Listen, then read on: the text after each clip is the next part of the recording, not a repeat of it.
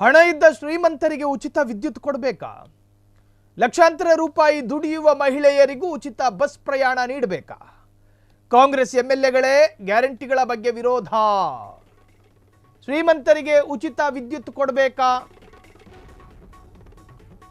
ಲಕ್ಷಾಂತರ ರೂಪಾಯಿ ದುಡಿಯುವ ಮಹಿಳೆಯರಿಗೂ ಉಚಿತ ಬಸ್ ಪ್ರಯಾಣ ನೀಡಬೇಕಾ?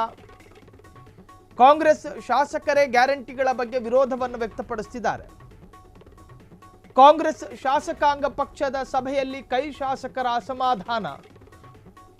ಮುಂದಿನ ಚುನಾವಣೆಗಳನ್ನು ಕೇವಲ ಗ್ಯಾರಂಟಿಗಳನ್ನು ನೆಚ್ಚಿಕೊಂಡು ಎದುರಿಸಲು ಸಾಧ್ಯವಿಲ್ಲ.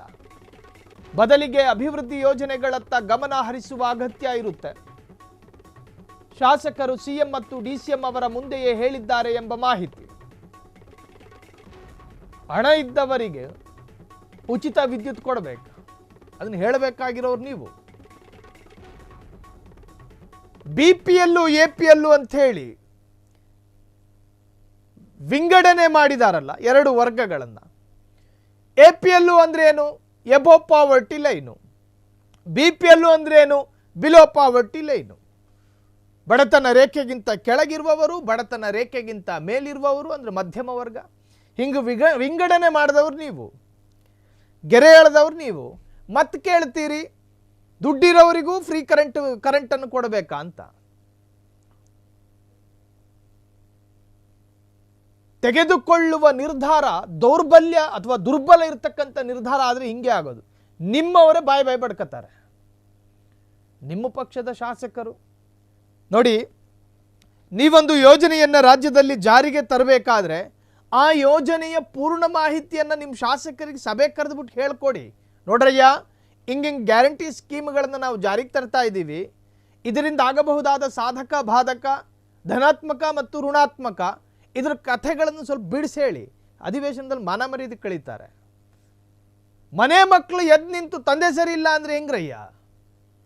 ಮೊದಲು ಹೇಳಿ ಕೊಡಬೇಕಾಗಿದ್ದು ನಿಮ್ಮ ಶಾಸಕರಿಗೆ, ನಿಮ್ಮ ಗ್ರಾಮ ಪಂಚಾಯಿತಿ ಲೆವೆಲಿನ ಬೇರೆ ಬೇರೆ ಅಧಿಕಾರಿಗಳಿಗೆ. ಅವರೇ ಎದ್ದು ನಿಂತು ನೀವು ಹಣ ಇದ್ದವರಿಗೂ ಕೊಡ್ತೀರಿ, ಹಣ ಇಲ್ದಲೇ ಇರೋರಿಗೂ ಕೊಡ್ತೀರಿ. ಲಕ್ಷ್ಮಿ, ನಾಗಮ್ಮ, ಹಸೀನಾ ಎಲ್ಲರೂ ಬಸ್ ಹತ್ಕೊಂಡು ಹೋಗ್ತಾರೆ, ಫ್ರೀ ಬಸ್ಸು ಅಂತೇಳಿ. ಅಲ್ಲಿ ನೀವು ವಿಂಗಡಣೆ ಮಾಡಬೇಕು ಅಂತೇಳಿ ಅವರವರು ಶಾಸಕರು ಹೇಳಿಕೊಳ್ತಾ ಇದ್ದಾರೆ. 2028ಕ್ಕೂ ಕೂಡ ಹಿಂಗೆ ಮಾಡಿದ್ರೆ ಎಡವಟ್ಟುಗಳಾಗ್ತವೆ ಅಂಥೇಳಿ ಅಭಿಪ್ರಾಯಗಳು ಬಂದಿದ್ದಾವೆ. ಮುಂದಿನ ಚುನಾವಣೆಗಳಲ್ಲಿ ಕೇವಲ ಗ್ಯಾರಂಟಿಗಳನ್ನು ನೆಚ್ಚಿಕೊಂಡು ಎದುರಿಸಲು ಸಾಧ್ಯವಿಲ್ಲ. ಬದಲಿಗೆ ಅಭಿವೃದ್ಧಿ ಯೋಜನೆಗಳತ್ತ ಗಮನ ಹರಿಸುವ ಅಗತ್ಯ ಶಾಸಕರು ಸಿಎಂ ಮತ್ತು ಡಿಸಿಎಂ ಅವರ ಮುಂದೆ ಹೇಳಿದ್ದಾರೆ ಎಂಬ ಮಾಹಿತಿ ಇದೆ. ಏನೇನು ಮಾಡ್ತಾರೋ, ಏನೇನು ಆಗುತ್ತೋ ದೇವರಿಗೆ ಗೊತ್ತು. ಕಾರಣ ಈ ಗ್ಯಾರಂಟಿ ಸ್ಕೀಮ್ಗಳಲ್ಲಿ ಬಿಜೆಪಿಯವರು ಬಂದು ಅಭಿಪ್ರಾಯ ವ್ಯಕ್ತಪಡಿಸಿದ್ದರೂ ಕೂಡ ಒಪ್ಕೋಬೋದಾಗಿತ್ತು. ಅಭಿಪ್ರಾಯ ವ್ಯಕ್ತಪಡಿಸ್ತಿರೋದು ಯಾರು? ಅವರದ್ದೇ ಸ್ವಪಕ್ಷದ ಶಾಸಕರು. ಹಾಗಾಗಿ ಮುಂದಿನ ದಿನಗಳಲ್ಲಿ ತೆಗೆದುಕೊಳ್ಳುವ ನಿರ್ಧಾರ ಪ್ರಬುದ್ಧವಾಗಿರಲಿ ಅಂತೇಳಿ ಕೈ ನಾಯಕರು ಪ್ರಾರ್ಥನೆ ಮಾಡಿಕೊಳ್ತಿದ್ದಾರೆ. ಕ್ಷಣ ಕ್ಷಣದ ಸುದ್ದಿಗಳಿಗಾಗಿ ಫ್ರೀಡಂ ಟಿವಿ ಸಬ್ಸ್ಕ್ರೈಬ್ ಮಾಡಿ, ಲೈಕ್ ಮಾಡಿ ಹಾಗೂ ಫಾಲೋ ಮಾಡಿ.